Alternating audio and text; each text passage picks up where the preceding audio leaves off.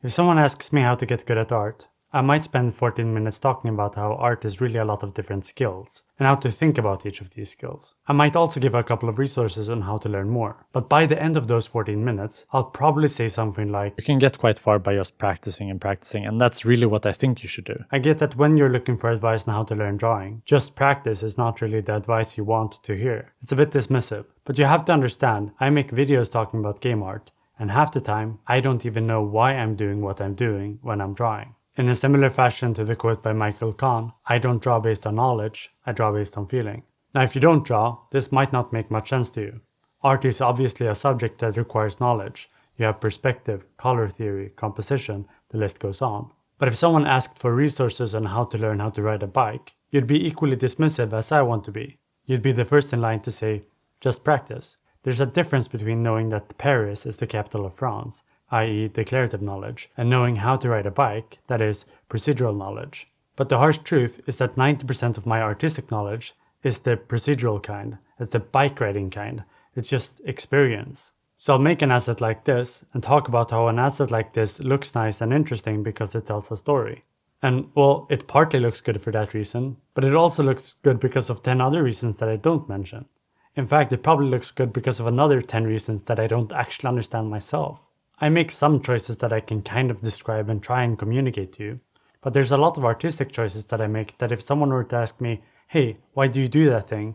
I actually won't really have an answer. In fact, I spent 2 days trying to make this horrendous mess, because even though my intention was to make it messy, whatever I did ended up looking kind of decent. I don't know why it looked decent, because I tried to make it bad, but it did. I had to actually go onto Steam and look at the game that had this problem in order to understand how to copy that problem. Now, I do have one actual drawing tutorial on the channel, how to make 2D game art. It's my most watched video, and it just covers the process for how to make a couple of assets. Now, even though I don't think it's a useless video to watch, my opinion on art tutorials of this kind, where you can kind of follow along on how to draw a thing, and you get somewhat decent results, is that there's a limitation to just imitating what other artists do, because you don't learn how to think for yourself. But I think it's important to remember that when you make a game, you have to wear a lot of different hats, and you have to make a lot of different choices. And at the end of the day, you are the one making these decisions, so you need to understand how each and every decision works together. You need to understand what you're selling, and if you just follow along what someone else is doing, you won't learn those skills. You won't learn how to be independent. These type of videos can't really substitute practice. At some point you have to go from this step where you swim with inflatable armbands to the point where you take them off and try not to drown. Now, this doesn't mean that I think that watching content on art is useless.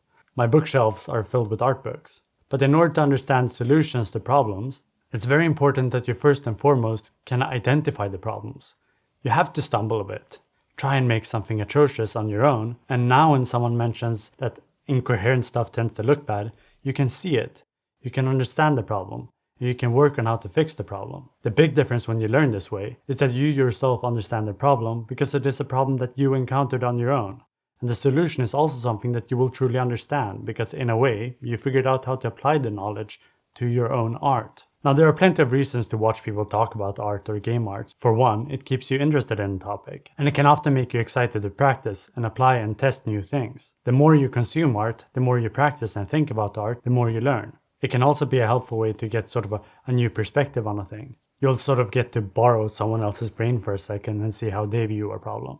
Now, this obviously comes with its own set of biases, because I'm obviously biased when making my videos. I actually can't always differentiate between my taste and my knowledge. To me, Aeternal Noctis has a horrendous readability problem, but how much of that opinion is based on my particular taste, and how much is based on artistic knowledge, I can't really say. You can't have that pure insight into procedural knowledge.